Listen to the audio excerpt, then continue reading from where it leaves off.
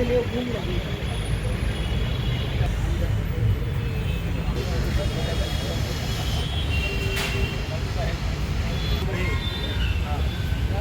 इधर आएंगे ना तो ये माल आएगा।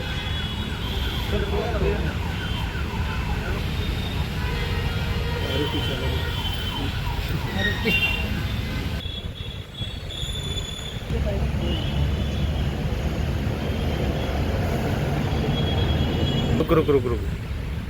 इसका सिलसिला में बोल सकते हैं। बहुत दिक्कत गया था।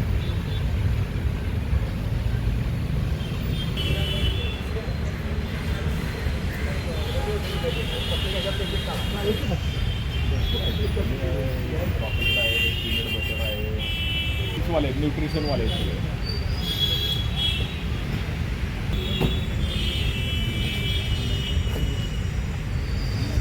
हे बाबा। याच्यामध्ये कल्याण शाखा घटकाकडून वेलनेस प्रायव्हेट लिमिटेड कंपनी ही प्रामुख्याने विटॅमिनयुक्त खाद्यपदार्थांची निर्मिती करत असते।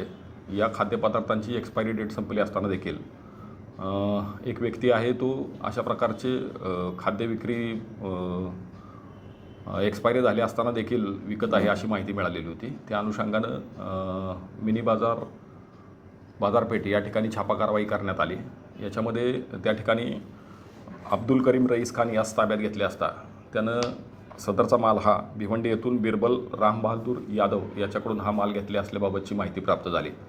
त्या अनुषंगानं आम्ही भिवंडी या ठिकाणी पण नारपोली या ठिकाणी छापा कारवाई केली आणि त्याच्यामध्ये एकूण 26,63,509 किमतीचा मोजेक वेलनेस प्रायव्हेट लिमिटेड कंपनीचा एक्सपायर झालेला माल हा बनावट स्टिकर लावून विक्री करत असल्याचे निष्पन्न झाले।